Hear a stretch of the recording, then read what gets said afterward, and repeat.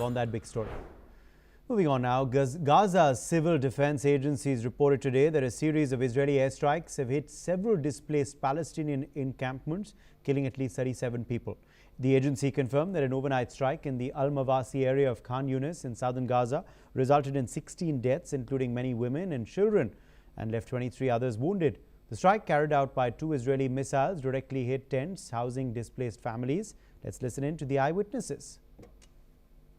قاعدين في امان الله هلا شفنا اشي هيك بضوي احمر فقعت بعدها الخيام قلنا هي الخيام بنحرقن ايش في هذه منطقه امنه مواصي اللي هو فجرت المكان قالوا لنا اطلع من الخيمه على البحر لا احنا طلعنا لقيتها الخيام بتنحرق اللي جنبهم ايش في حسبنا الله ونعم الوكيل ايش عملوا لهم اطفال صغار اطفال اشلاء طلعوا زي ما هم ايش في اي انسانيه اللي بيحكوا عنها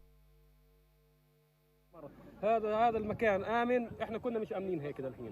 بعد اللي شفناه أطفال قاعدة تنحرق داخل الخيمة، تمام، مش قادرين نعمل لهم أي شيء. من ضمنهم طفل مقعد كان قاعد، تمام، قاعد بنحرق، احنا مش عارفين نسوي أي شيء. Well, meanwhile, officials also reported 2 additional attacks on other camps, which resulted in 8 more deaths and several injuries. In Beit Lahia in northern Gaza, 7 people were killed in a strike on tents, while another attack near Al-Mawasi killed a father and his child.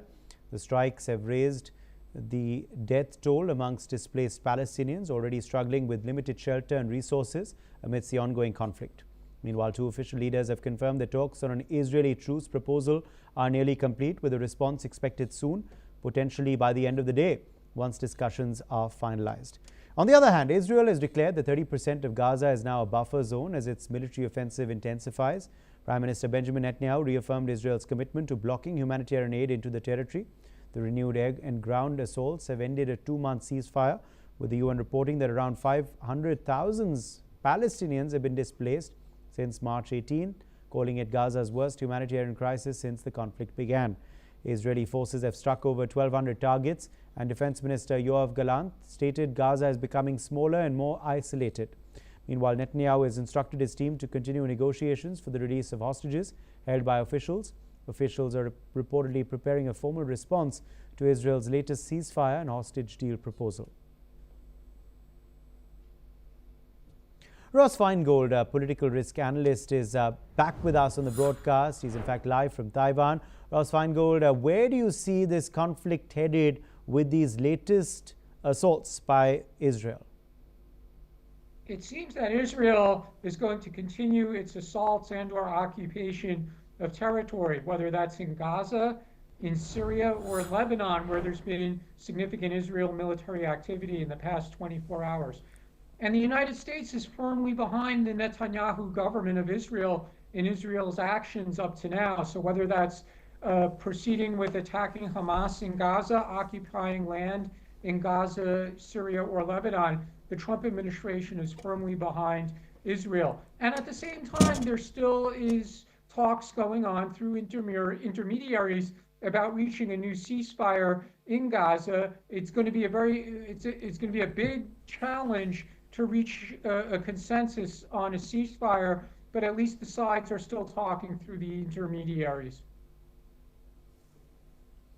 Ross, as far as, of course, now the situation in Gaza is concerned, what are the reports you are getting? Because reportedly Israel is trying to block humanitarian assistance as well, even as, of course, the area of the conflict, of course, continues to grow, and people continue to, get put in a very limited space in the middle of Gaza.